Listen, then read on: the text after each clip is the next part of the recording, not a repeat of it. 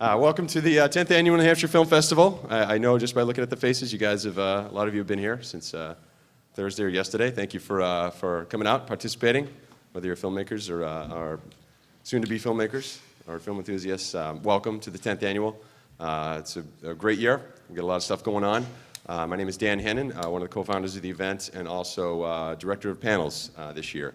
And I'm pleased to welcome you to the distribution releasing panel we put together. As you can see, we have just an amazing group of people in front of you. We have two additions to the group today. Two of our grand jurors have also joined us, Sean Finnegan and Max Work. Their bios are also in the program. And right now, I just want to pass it right over to our wonderful moderator, Erin Tron. So if anyone had to happen to hear the documentary discussion yesterday, one of the topics that came up was whether or not the streams of funding want your film to be advocating for a cause or not, and there was interesting conversation around that. So I thought it was interesting, Darren, that you said that your film needs a bunch of advocates, and he's talking in the context of feature films. But if you have a documentary, do you have any thoughts on how any of this would shift, given that? Because I know that what we were talking about yesterday in that panel is that public and private sources may be basically in opposite ends of whether or not they want your documentary to advocate for a specific cause or position. Any thoughts on? Yeah, I'm actually producing a few docs, so I can speak to it a little bit. I mean, there's no doubt that the funding for documentaries is right now is from social venture funds, foundations, grants. I mean, obviously television outlets do pre-buy docs, but it's very difficult. HBO, Showtime, whatever. So that's showing. I mean, the marketplace for docs is very, very difficult. So there's not a lot of commercial funding for docs. So and ironically enough, those docs that they're being funded are less commercial. They're social driven. So they do have built-in audiences and advocates, and that's why a lot of those movies are getting made. And I'm glad they're getting made because clearly pushing those causes are amazing.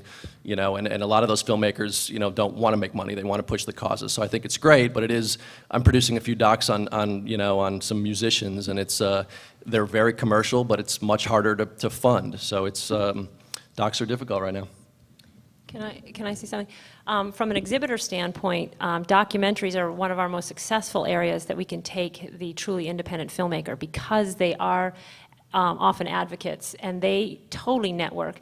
And our biggest competition is the living room couch. And I know there are all kinds of ways to see movies these days, and you wonder what's going to happen to the public coming together part of movie watching. But when you have a documentary, people will come to the theater because they know they're going to see other people who care about the same thing. So it's kind of a great social networking way on its own.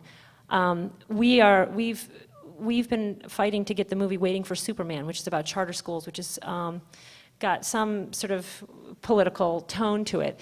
And we've struggled hard because it looked like Regal wanted it in most markets, and we just found out yesterday we're going to get the film. But the conversation with Paramount was that if we have special programming going on the third weekend of the film, and they said you can't cut a single show.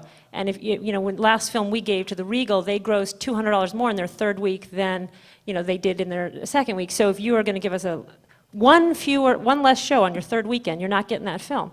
So there's still a lot of studio pressure that I think the filmmakers of Waiting for Superman, when we said we will give you a conversation every week of the run, and a guy who ran for governor in the state wants to, bring everybody he knows to the theater to see this movie, you tell them that, and they say, sorry, so the studios really don't like the political part or care because the bottom line is the dollar. But for the truly independent films, we make a lot more money on the one-time events with docs than the other stuff. Yeah. Personally, I love documentaries, and my company, one of the big revenue drivers is DVD sell-through, and unfortunately, a lot of people don't buy documentaries. I mean, anyone in the room own more than 5 documentaries on DVD? Okay, so out of the whole room, 3 people. Yeah, I mean, no, and granted, I do love docs. They're just, for some reason, people don't need to buy them on DVD. So the other revenue streams, digital, theatrical, rental, become very important.